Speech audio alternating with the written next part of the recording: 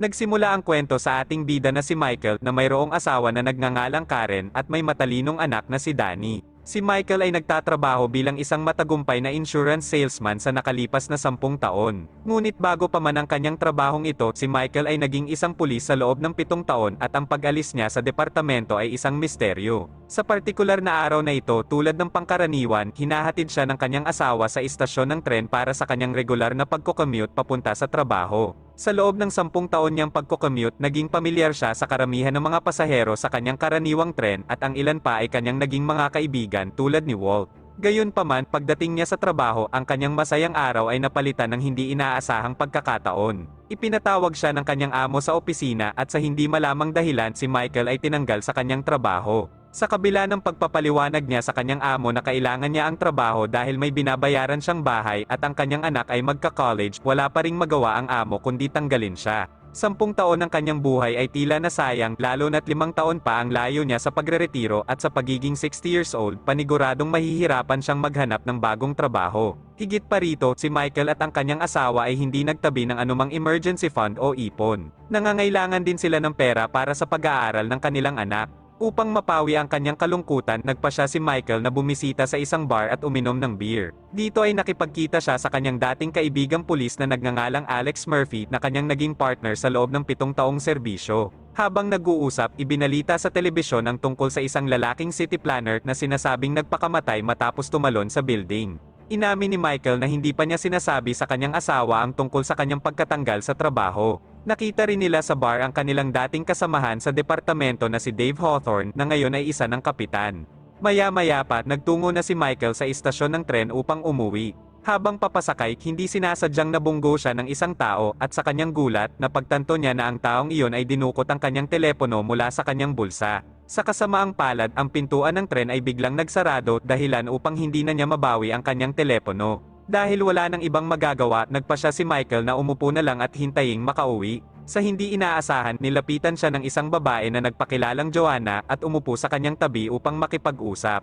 Ibinahagi ni Joanna kay Michael ang kanyang trabaho bilang isang psychologist. Matapos ang ilang pagkukwento tungkol sa kanyang trabaho, inaya niya si Michael sa isang challenge na may premyo na $100,000 kung saan kailangan niyang hanapin sa loob ng tren ang isang taong nagngangalang Prin bago pa ito makarating sa Cold Spring Station. Sinabi ni Joanna na mayroong $25,000 sa loob ng banyo bilang paunang bayad. Mayroon lamang isang mahigpit na kondisyon na kalakip ang challenge at ito ay hindi niya dapat ipaalam sa sino man ang tungkol dito. Binanggit pa ni Joanna na alam niyang magagawa ni Michael ang challenge dahil dati siyang isang pulis na ikinapagtaka naman ni Michael kung paano niya yun nalaman. Bumaba na si Joanna sa unang istasyon at naiwan si Michael na may pagkalito.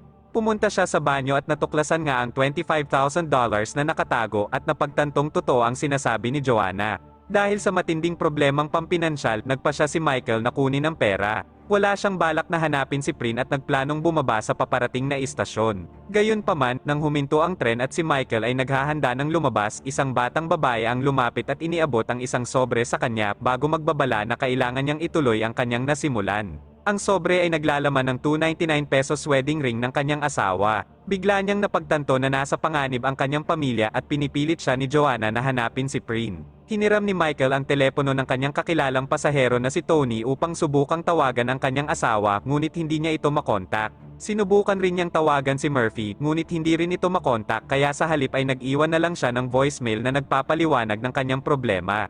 Pagkatapos nilapitan niya si Walt at hiningi ang kanyang dyaryo upang palihim niyang maisulat ang sitwasyon. Hiniling niya sa kanya na tawagan ang pulis upang iulat ang sitwasyon sa oras na makarating sila sa susunod na istasyon. Natanggap ni Walt ang mensahe at bumaba sa sumunod na istasyon. Biglang tumawag si Joanna sa telepono at inakusahan siya ng paglabag sa rules sa pamamagitan ng pagsisiwalat ng challenge kay Walt. Inutusan siya ni Joanna na tumingin sa labas ng bintana kung saan nakita niya si Walt na tatawid na sana sa kalsada, ngunit sa kasamaang palad, may biglang tumulak sa kanya na naging dahilan upang mabundol siya ng bus at mamatay.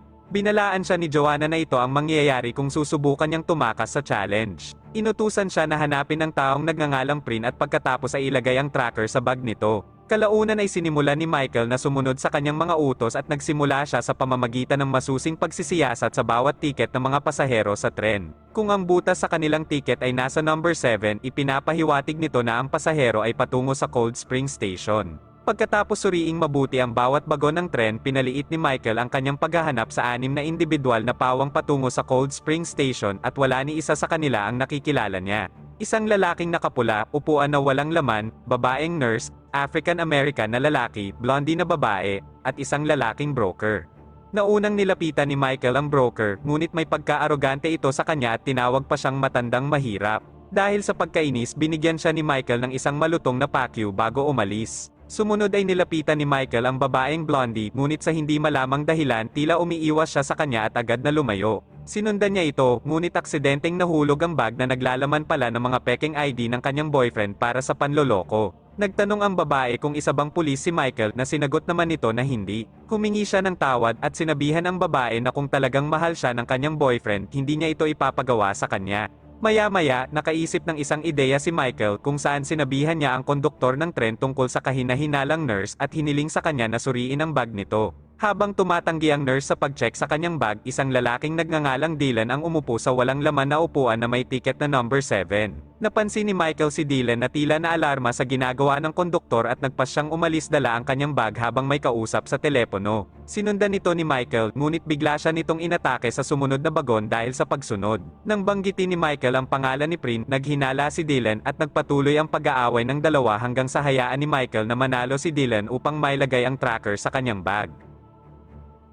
Bumalik sa upuan si Michael sa pag-aakalang natapos na niya ang kanyang misyon. Maya-maya pa, nakatanggap siya ng tawag mula kay Murphy na nagsabi sa kanya na nagpadala na sila ng mga pulis upang protektahan ang kanyang pamilya. Kinwento ni Michael kay Murphy ang tungkol kay Prin, ang pera at ang banta sa kanyang pamilya. Binanggit ni Murphy na ang witness na gumagamit ng pangalan na Prin ay sinasabing nakakita sa pagpatay sa isang lalaking city planner. Dahil dito, na-realize ni Michael na si Prin ay papatayin at siya ay na-set up. Sa kabilang banda, 2 agent ang makikita na naghihintay sa Cold Spring Station at binanggit na 20 minutes pa bago makarating ang tren. Tinangka muli ni Michael na hanapin si Dylan, ngunit nakita lamang nito ang kanyang bag kung saan nakita niya ang lalagyan ng baril na walang laman. Nakarinig siya ng tawag sa telepono at kalaunan ay nakita niya ito sa bangkay ni Dylan na lumalabas na isa palang FBI agent. Sinagot ni Michael ang tawag mula kay Joanna na nagsabi sa kanya na siya ang may kagagawan sa pagpatay dahil inilagay niya ang tracker sa maling tao. Di nagtagal, ang tren ay huminto para sa investigasyon dahil ilang pasahero ang nag-report sa mga pulis tungkol sa mga kakaibang kinikilos ni Michael.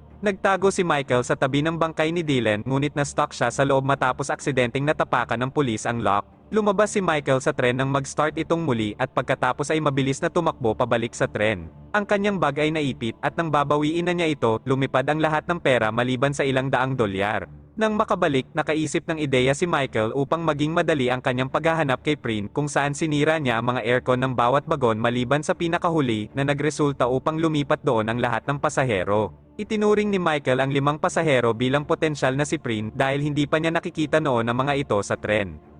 And you. Matapos magkamali na ang lalaking naglalaro ng baraha kasama si Tony ay si Prin, sinundan ni Michael ang African-American na si Oliver sa walang laman na bagon. Ngunit si Oliver ay hindi pala si Prin at sa halip ay siya pala ang assassin na nagtatrabaho para kay Joanna at siyang responsable sa pagkamatay ni Dylan.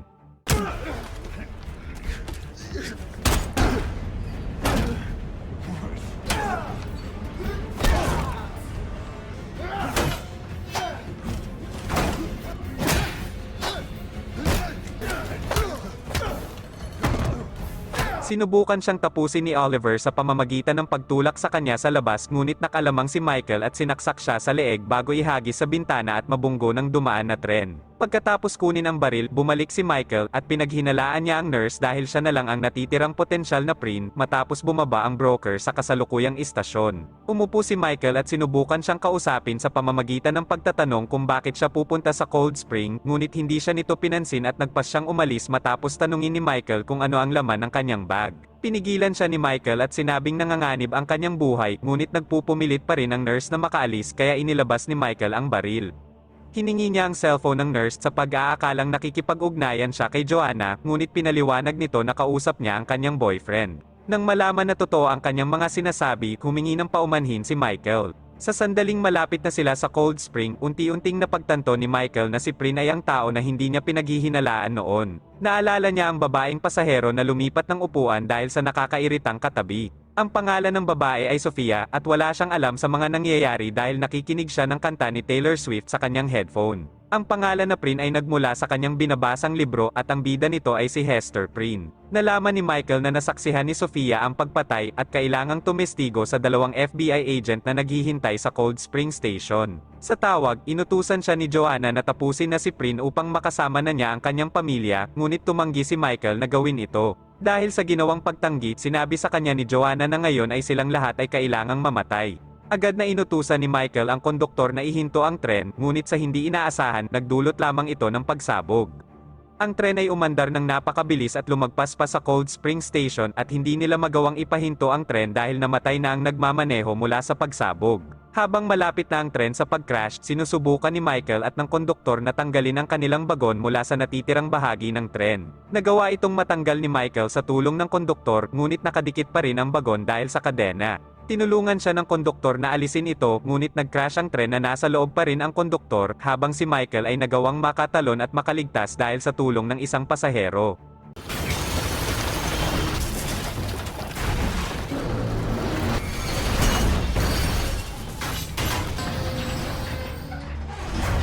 Nagbabala si Michael sa mga pasahero na huwag munang lalabas ng tren dahil hindi pa sila tuluyang ligtas. Inutusan niya ang lahat na kumuha ng mga dyaryo at ipantakip ito sa mga bintana gamit ang tubig. Nang huminahon na ang lahat, tinanong ni Michael si Sofia kung ano ang mayroon siya na gusto ng mga kontrabida. Naglabas siya ng isang uri ng flash drive na naglalaman ng impormasyon na alam ng city planner ng lungsod na kanya ring kaibigan. Binanggit din ni Sofia na hindi siya maaaring magsumbong sa pulisya dahil ang mga pumatay ay mismong mga pulis. Idinagdag pa ni Sofia na narinig niya ang pulis na bumigkas ng katagang may pagkamarangal na walang anumang bagay ang tulad ng kabayanihan. Maya-maya pa, dumating na ang mga pulis na naniniwalang kinuha ni Michael na hostage ang mga pasahero. Kinausap siya ng kanyang dating kasamahan na si Hawthorne at sinabing palapit na ang kanyang kaibigan na si Murphy upang makipag-ugnayan sa kanya. Kalaunan, kinausap ni Michael si Murphy na humiling sa kanya na palayain ang ilang hostage at siya ang kunin bilang kapalit. Pumayag si Michael sa usapan at nakipagtulungan na palayain ang ilang pasahero at pinapasok si Murphy.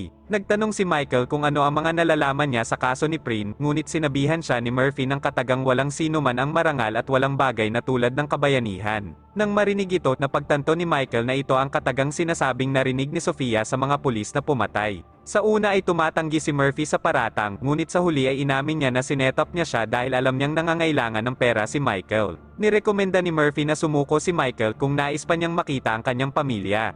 Ibinigay ni Michael ang baril at nagsimula si Murphy na hanapin si Prin sa mga natirang pasahero. Inutusan niya si Michael na ituro kung sino sa kanila si Prin, ngunit tumanggi ito. Nang sinubukan ni Sofia na ihayag ang kanyang sarili bilang si Prin, ang iba pang mga pasahero ay nagsimula ring magpakilala bilang ang tunay na Prin upang malito si Murphy.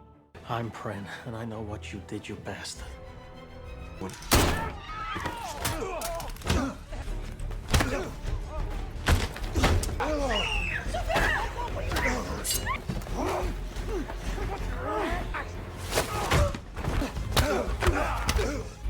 Samantala sa labas, ang mga sniper ay naghihintay ng tamang sandali upang makakuha ng clear shot kay Michael. Nagawa ni Michael na kunin ang tracking device ni Murphy at linlangin ang mga pulis. Sa sandaling inilabas ni Murphy ang kanyang baril, binigyan ng go sign ni Hawthorne ang sniper na naging dahilan ng pagkamatay ni Murphy. Agad na pumasok ang SWAT team sa loob at sinabihan ni Agent Garcia si Michael na ligtas na ang kanyang pamilya matapos nilang mahuli ang ilang lalaki na nagmamanman sa bahay. Nakipagkita si Sofia sa mga FBI agent at nagbigay ng kanyang testimonya. Ang ilang pasahero ay itinuring na isang bayani si Michael dahil sa kanyang mga ginawa. Muling nakasama ni Michael ang kanyang pamilya at ibinalik sa kanyang asawa ang kanyang singsing. Kinausap ni Hawthorne si Michael at ipinaalam na matagal na nilang minamanman si Murphy para sa pagkakasangkot sa pagpatay at humingi siya ng tawad kay Michael dahil umabot pa ito sa ganito. Ipinahayag ni Hawthorne na namimiss na nila ang mga pulis na katulad ni Michael sa kanilang departamento na talaga namang tapat sa kanilang serbisyo. Sa huling eksena, nakabalik si Michael sa tren at nagawang mahanap si Joanna. Sa una ay nagpanggap pa ito na hindi niya kilala si Michael, ngunit alam ni Michael na tapos na ang kanyang mga plano. Nang tanungin ni Joanna kung paano tatapusin ni Michael ang lahat ng ito, ipinakita lamang ni Michael ang kanyang badge na nagpapahiwatig na bumalik na siya sa serbisyo bilang isang detective. Maraming salamat sa panunood. Sana ay nagustuhan mo ang pelikulang ito. Huwag kalimutang mag-like at subscribe, pati na rin ang notification bell para updated ka sa mga bagong upload.